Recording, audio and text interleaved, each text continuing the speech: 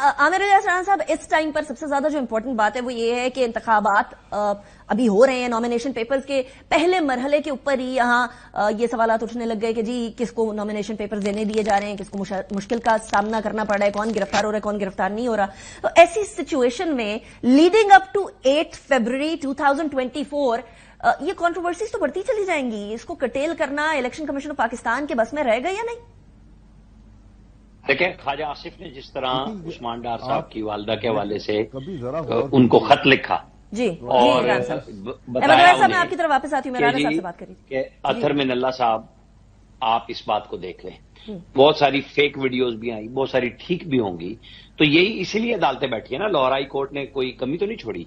जहां पिटीशन हुई, अभी अबूजर सलमान नियाजी साहब मुसलसल कह रहे थे कि बड़े हेक्टिक मेरे 3 दिन गुजरे, और उनको शाबाशें भी दे रहे हैं लोग, और वो कह रहे हैं मुसलसल पिटीशंस करता रहा और उनको रिलीफ मिलता रहा। तो अदालतें, इदारे इसीलिए होते हैं कि अगर कहीं पे कुछ शिकायत आती है, कहीं देखे ना, आज वो बिलाल विर्क के हवाले से सुबह से फेक वीडियो चली, उनकी वाइफ ने उसके ऊपर कहा कि ये झूठी है, और ये कुछ दिन पहले जो है उस वक्त एक्सीडेंट हुआ था। मतलब अगर हम मिसालें देने लगेंगे तो ये तो दोनों तरफ से बराबर काम हो रहा है कि अगर एक तरफ से कागजात की बात आ रही है, अगर ये झूठ ना फैलाएं तो उसको असल को तो फिर लोग मान लेंगे ना कि भाई हाँ ये असल हुआ है और ये झूठ हुआ है। तो ये मिक्सर करने की जरूरत क्या थी?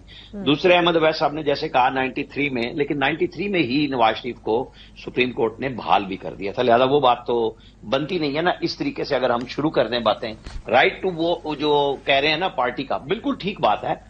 यही बात मैं अहमद अवैस साहब से सुनना चाहता था, अगर इन्होंने कभी कही होगी उस वक्त जब नवाज शरीफ को 11 रुकनी बेंच के सामने में मुकाबले में 3 रुकनी साकिब निसार साहब के बेंच ने उड़ा के रख दी थी उनकी सदारत।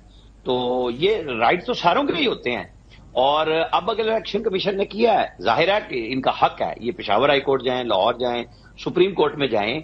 अदालतें बनी इसी मकसद के लिए हैं कि वो लोगों को इंसाफ दें। सहूलत का इल्जाम आता है तो जो इल्जाम लगाएंगे वो बताएंगे कहां सहूलत हुई है, कहां नहीं हुई है। और बिल्कुल आखिरी वक्त में जब सेनेट का इलेक्शन था, नवाज शरीफ ने लोगों के टिकट साइन कर दिए थे, तो साकिब निसार साहब ने बेंच में बैठ के और उनको फटाफट सारों को आजाद कर दिया, और कोई सूरत नहीं मानी थी। लेकिन राना साहब, सेनेट के इंतखाबात मच स्मॉलर देन ये वाले इंतखाबात। नहीं, देखें, आप किसी छोटे और बड़े की कहानी ना करें, असूल की बात करें, कानून की बात करें। ठीक है, उस वक्त बाकायदा एक सहूलतकारी साकिब निसार साहब ने की कि जी तमाम ओपन हो जाएं, और जो नून लीग के लोग थे वो ओपन हो गए। क्या वो सुप्रीम कोर्ट ने नहीं किया था? ये तो इलेक्शन कमीशन ने एक फैसला किया। ये सारी बातें होती हैं हमें और आपको करनी भी पड़ेंगी कि जी देखें जी सारी जमातें ऐसे इलेक्शन कराती हैं, बिल्कुल कराती हैं, लेकिन किसी जमात के अपने वोटर क्या चैलेंज किए हैं किसी ने? पीपल्स पार्टी ने, नून लीग ने, जेयूआई ने आके उन्होंने कहा कि जी हम आपके इलेक्शन को करते हैं, आपके इलेक्शन को गलत करार दिलवा रहे हैं।